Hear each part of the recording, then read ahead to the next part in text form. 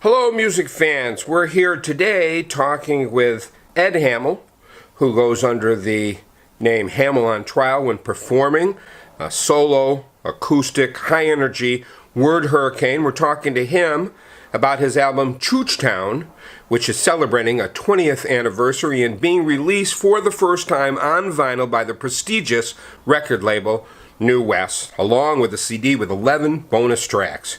Hey, Hamill, it's great to see you. And I gotta say right off the bat, you look great. Ah, thanks, generic interviewing guy, probably aspiring for your own talk or game show. It's the Daily Moisturizer. So, tell us about the upcoming release. Yeah, well, Choochtown was recorded 20 years ago. Hard to believe. And there's a lot of fans that have been inquiring, is it ever going to be released on vinyl, which is that new format that the kids are all embracing now. And and it's never been actually released on any social media platform, Spotify or whatnot. So we're going to be releasing it on that as well. And how about giving us some insight into the recording genesis? So I remember a couple of things about it at the time. I had been dropped. I had done 2 albums on Mercury Universal. My major label deal went kaput, and so that, I mean, in many respects, that was freeing. I felt very free to do whatever the heck I want. I owed nothing to nobody, and I had no budget, 0 recording budget, and also coupled with that, I had just been in a near-death car accident. I was in an upper body brace for 9 months, 24/7. Ran that upper body brace over with the car when I got done. Harrowing. Inspiring. So what did you do? You know, I've always been kind of inspired by strict parameters. I make a joke about this, but it's true. Deadlines inspire me, and no budget, I make a video with a flip book. If you got no money. And so, in the words of the great Malcolm X, by any means necessary. And I did a lot of things. I borrowed gear, and I slept on floors, and I relied on the generosity of some dear friends, and, got a little money together by playing gigs.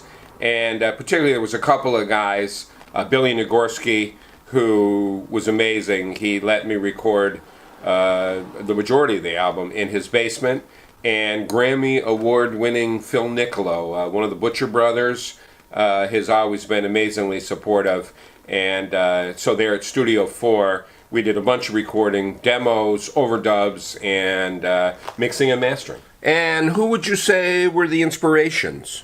So yeah, I've always been a big fan of the noir, reading stuff. Elmore Leonard, Damon Runyon, Dashiell Hammett,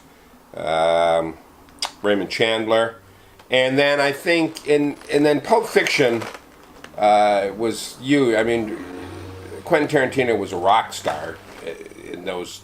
Was that 96, 98?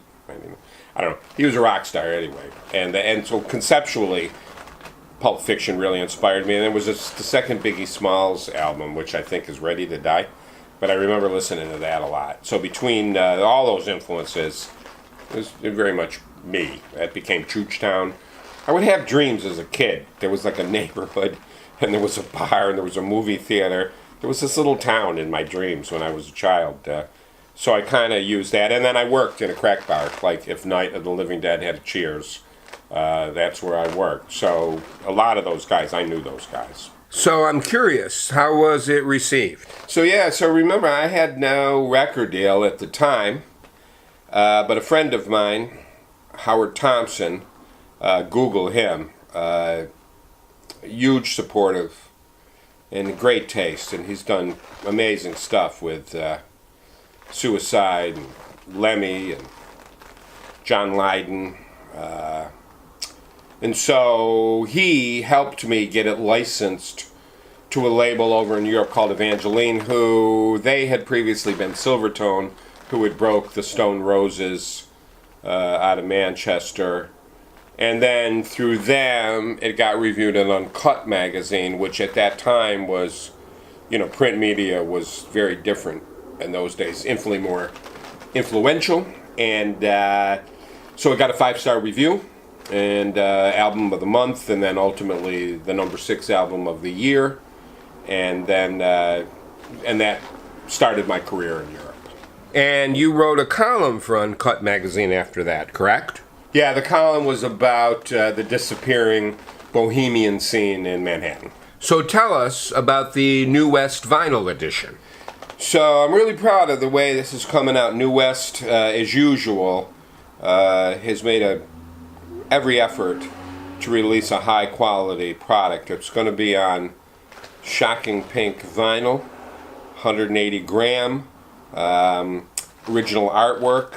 The CD has 11 bonus tracks, which Billy Nagorski found.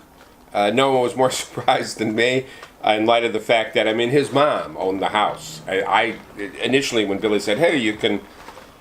I met him at Rough House Records when I got dropped, and the guys at Rough House had wanted to sign me, and they were experiencing amazing success with the Lauryn Hill album and the Cypress Hill stuff. They were, a hip-hop label, but they wanted to get into some wacky shit like I was doing. And so I met Billy there. His brother had been in a band that had been on Rough House. And so he said, oh, come to my basement, Ed. I know you're dropped. We took our advance money. We built a studio. I thought it was going to be some kind of wacky Animal House vibe.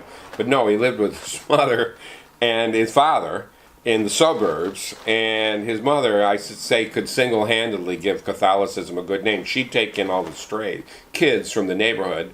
There was a bunch of fucking, homeless kids there, and they'd be drunk and high at night, and all of a sudden, yeah, I play bass, oh, I play keyboards, boom, we had a band, and that's the Choochtown Band a lot of times. And I didn't even know that these 11 songs existed, but Billy gave me the stuff. And so you're really going to get a treat with the CD as well. Well, this is going to be quite an item for the collectors. And once again, we wish you the best of luck. And once again, I got to say, you do look great. Well, frankly, Gene, I had a little work done. Oh, really? You had some work done on your face? Well, I had my penis lengthened.